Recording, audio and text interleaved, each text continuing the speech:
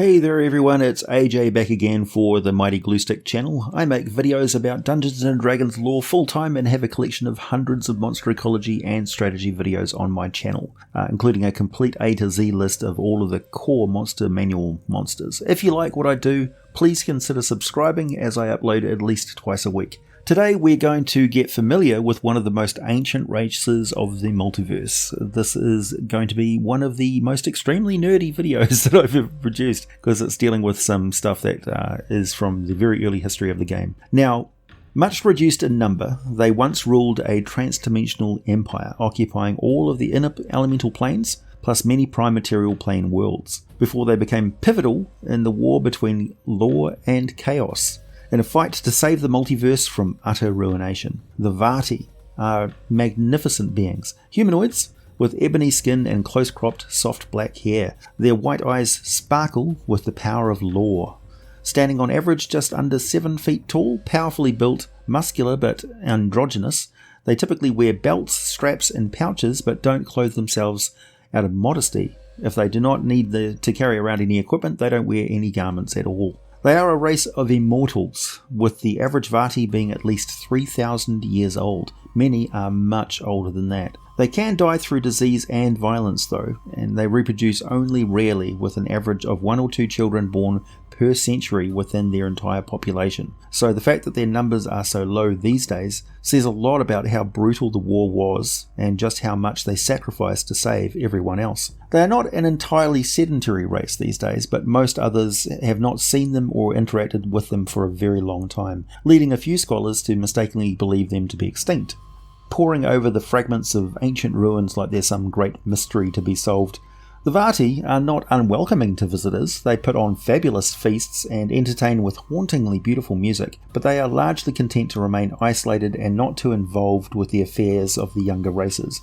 Wandering the absolute orderly perfection of their grand halls, pagodas and immaculate gardens, not a single blade of grass is out of place, and mounted in alcoves or resting in the hands of wondrously carved statues, there are artifacts magically preserved and dating back a very long time to the earliest recorded history of the world of Earth, the home of the city of Greyhawk. There we see the origin of the Rod of Seven Parts, possibly the most famous magical artifact in the game's history. Skip Williams came up with the concept of a multi-part magical staff that he later detailed in Dragon Magazine 224. He thinks that it's the inspiration for the Rod of Seven Parts. He talked about the evolution of the Rod of Seven Parts and the development of its backstory, which is where the story of the Vaati comes from. The Rod first appeared in published form in the Eldritch Wizardry supplement, and I think reached cult status by the time it featured in the Dungeon Magazine Adventure Path, a series of 12 adventures called the Age of Worms, going from level 1 all the way to level 20 between 2005 and 2006, including writing by Mike Mills, who penned the second adventure in the series. In the early days of the multiverse, in the so-called Age Before Ages, the Oberonth demon lord called the Queen of Chaos launched a war against the forces of law, spearheaded in the elemental planes, where the war began, by the Vaati people, who did not concern themselves with the nature of good and evil, but of law and order. This back and forth conflict was brutal and raged both across the inner planes and spilled out into many worlds of the prime material plane. The Queen of Chaos, continually frustrated with every victory being answered by a defeat, turned to the other members of her kind. By both brute force and threats of death and punishment, she rallied her fellow Oberonths into a united front, pushing back the Vaati and their allies to bunkers and strongholds across the multiverse. In the short time that the demons had the upper hand, she set to work on a master plan to cement her supremacy and tear the prime material planes apart. To gain cooperation from the new demon servitor race she had created using the Sybarix flesh shapers, called the Tanari, the Queen took her as her lover and head general, a demon lord named Mishka the Wolf Spider, and along with him the now reclusive race of demons called the Spider Fiends. The Queen went as far as to murder the then Prince of Demons Obox Ob and bestow that title to her new consort, a move that was pretty shocking even to all the other demons, as Obox Ob was without a doubt the greatest weapon they had against the multiverse they had invaded, and he was instrumental in its eventual transformation into something more like the shattered reality they'd once called home. Under Miska's command, the forces of chaos were triumphant, taking over world after world, driving back the forces of law, which were led by the Vaati, who are known as the Wind Dukes. The Wind Dukes eventually fashioned an artifact to use against Miska, known as the Rod of Law. On the battlefield of Pesh, on the world of Earth, the Wind Dukes defeated Miska, plunging the Rod of Law into his body, imprisoning him within a cocoon of pure law deep within the plane of Pandemonium, and in the process shattered the rod into 7 parts, effectively bringing the war to a stalemate. The Queen, to this day, looks for ways to free Miska, to restart the war, and the Spider Fiends all await the day that they can once more follow their Demon Lord into battle. I'll be detailing the Spider Fiends in a later video. Within the multiverse, other beings are more likely to encounter one of the castes of Vaati, which are the equivalent of rangers, called the Wendium. They are actually kind of outcast from Vaati society thanks to their dedication to tracking down the Rod of 7 Parts, monitoring those factions involved with it and keeping a lookout for any activity that points to the Queen of Chaos instigating yet another plot to free the Demon Lord Miska. Keeping tabs on the parts of the rod are instrumental in that, because Miska can never be released from his prison without the use of the Rod of Law. They know it, the Demon Queen knows it, so reconstructing it is not only difficult because it's a supremely super powerful artifact weapon scattered far and wide across the multiple planes and in different worlds, but also because it's hotly contested by ancient factions which have maintained a cold war between two universally opposed forces. Also, the rod itself, in the process of being shattered, has an element of demonic chaos that prevents it from wanting to be reattached to itself. It has a tendency to fly apart, and the parts get vanished hundreds or thousands of miles apart from each other. The Wendium keeps secret communication with 2 of the more official castes of the Winddukes, the Vindium and the Bledrudium, who make up their 2 schools of wizardry. The other castes are the Caerdium, who tend to the living beings who are not plants. They are technically clerics, but the Vaati don't worship any gods. They acknowledge the gods and the forces that the gods stand for. They are also the Trigridium, who tend to all plant life and tend to the incredible gardens and valleys of the Aqua. They are druids, but quite unlike the traditional circle of druid philosophy, they're strictly lawful, as all the Vaati are, and view nature as a model of perfect order, corrupted by chaos and requiring their efforts to keep everything working at optimal efficiency. The other castes are the Haikjadium, who are more like paladins, and the Haudium, who are consummate fighters, and the bulk of the population fits into the last caste, which is the Wergadium, the workers and civilians, who sometimes become parts of the other castes or retire from them for a time. The Vaati are immortal. They're not frozen in time. They are lawful, but they're not unchanging. They're every bit as alive and vital as one of the younger mortal races, and their lives, though incredibly long, are full of dramas and personal development, gains, losses, discovery, love, hate, hopes and dreams. It's just that they have thousands of years for these things to unfold. So to younger mortal races, they seem to be unchanging, as the decision of a Vaati to alter their status in society may take the lifetime of an elf for them even to consider to act upon it. They are beings of law and order. You would be hard-pressed to find a race of more uniformly lawful neutral alignment among beings not native to the plane of Nirvana or members of the Rilmani race, who are the beings of consummate law and order. There are exceptions, or neutrality I should say. There are exceptions, mostly found among the Wendium Rangers, who tend towards lawful good, which is another reason why they're outcast from society. The Wendium are a handful of wandering Vaati descended from the Captain of Law, who scattered the pieces of the Rod of 7 Parts at the Battle of Pesh and pursued the wounded Miska, the wolf spider, through a planar rift.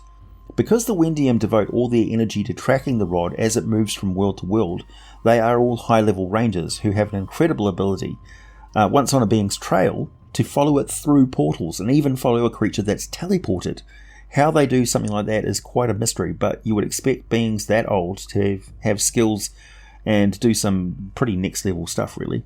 They sometimes travel with canine creatures called Hounds of Law, I'll also talk about them in a future video, who have a similar power, and they carry conventional enchanted weapons and equipment, usually a couple of short swords, a bow, some daggers and darts, typical ranger stuff. The Vindium study the powers of air and spend a lot of time casting spells, communing with air elementals and other powerful beings across the multiverse, and keep watch on events of interest to them, such as the goings-on of the Windium outcasts. Vindium and Bledrudium are all high-level wizards who also function as advisors, sages, philosophers, and have personal libraries of their collected scholarly work. Very impressive scholarly work considering their age and expertise. They have infrequent visits from those who seek out their knowledge, but most of them have conversed and taught a few things to some of the most famous wizards in history. They are far more likely than others in the Valley to do business outside of it, trading for goods they can't make for themselves, dealing with other races. During the Ancient War, they served as support troops and unleashed so much magical artillery it was like the sky became a fist and slammed down on the demonic hordes. They are particularly fond of the spell Cloud Kill and can also summon multiple whirlwinds. They also have the ability to banish illusions, even reverting shapeshifted beings back to their natural form. You can imagine the surprise on a gold dragon when it just gets snapped back to dragon form. Caerdium are the physicians and spiritual counselors tending to all the living animals and people of the valley. They are all high-level clerics and have the power to force individuals to speak the truth. Well, an individual can not talk, but they can't evade telling the truth once they open their mouths. They have the power to command the undead, but somewhat different to other clerics, it depends on whether the undead are lawful or not. They don't govern themselves with matters of good and evil. That's a very important point to note with the Vaati. The Haik Jadim, however, do consider good and evil, at least a bit more than most Windukes. They serve as record keepers, police, teachers, instructors, and captains of the Wergadim during times of conflict. So they're the captains of the civil militia. They are all high-level paladins and specialise in taking out demonic undead. In their day-to-day activities, they also investigate any security breaches and keep a watchful eye out for spies who work for the forces of chaos. Even characters of chaotic good alignment had best be on their best behaviour around the Haik Jadim, as they tend to have a stunning lack of a sense of humour for hijinks and silliness, something that player characters are most prone to do. Trigradim druids wander around the Beatific Valley, tending to the plants and making sure the weather stays nice. They take a direct hand in advising what work the Wergadim should do, and the Vaati rely on them to mediate disputes, even amongst themselves, or pass judgment on visitors who break Vaati law, as they know that their own reactions are often very harsh by the standards of other races, and they respect the Trigradim's wisdom and empathy in that regard. The Trigradim not only keep tabs on the activities of the Windium outcasts, they will actively communicate and assist them if they can, and they are absolutely stalwart in their opposition to the Queen of Chaos and all that she stands for. Though they are specialists in primal druidic magic, the Trigradim can also summon a blade made of solid air if forced to fight, and are also able to cast Cloud Kill and summon whirlwinds, so they're super effective. Finally, the Howdim are all high-level fighters, skilled in the use of two-handed blades and longbows. They can cause the blade to become animated and attack on its own as a spell-like ability, while they use their bow and are extremely skilled martial artists who can use their own body as a deadly weapon. They tend to have a strong voice in the Valley's civil affairs and conduct all matters related to actual warfare, rare as it is. They are primarily charged with guarding the Vale of Aqua and keeping a wary eye on visitors to the valley, so they'll be working very closely with the paladins. And during the war against Chaos, the Howdim formed an elite corps, many thousand strong. These were the captains of law, mentioned in the history of the Rod of Seven Parts. One interesting thing about the weapons each Winduk uses in the Vale of Aqua, if taken from them and taken away from the Vale, they quickly corrode away to rust and uselessness in a very short period of time. All Winduks have innate magical powers over the element of air, and a supreme authority that prevents any creature of elemental air doing them any harm. They just back down or let the Vaati pass without bothering them at all. You may observe that they don't go within 5 feet of a Vaati unless the Vaati allows it.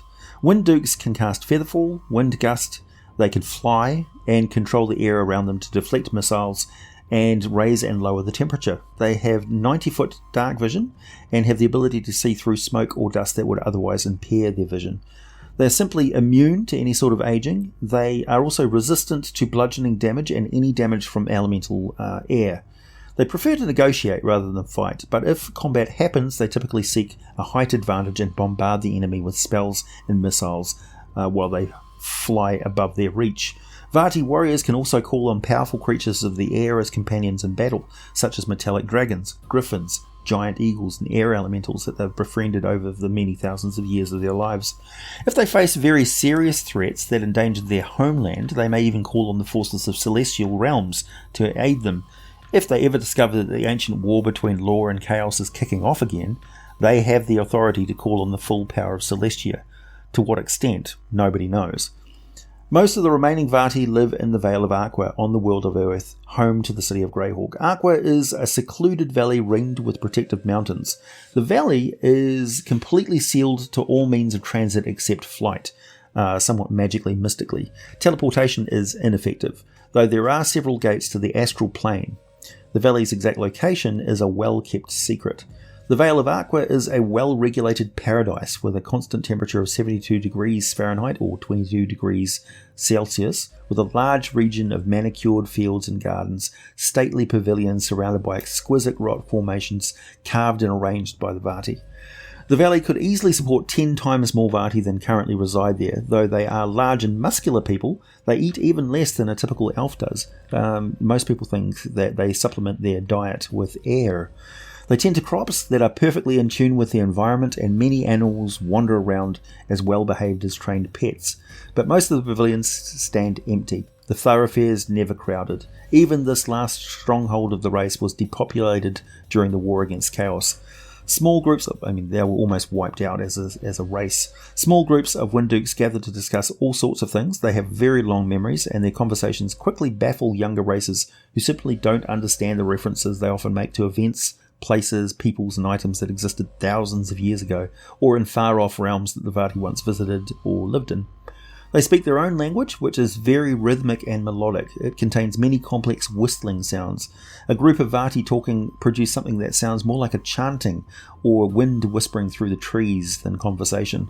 The Vaati adventurers also speak common, but when surprised or excited though, they don't swear or yell or shriek. They let out a whistle instead. The Wergadem never leave the Vale of Aqua. They usually have at least a utility knife on them, and many walk with a staff that can serve as a weapon. They're highly trained in its use, of course. In times of conflict, though, they do carry long swords and longbows. The other castes, except for the Wendium, tend to remain in the valley unless sent away to handle some matter of vital interest to the race.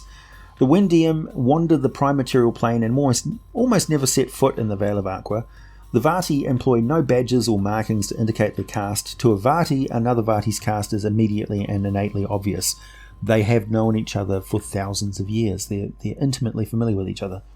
To most observers, even the most open-minded Vaati seem stuffy and over-concerned with formal rules. They are excruciatingly regular in their personal habits and have rules governing everything.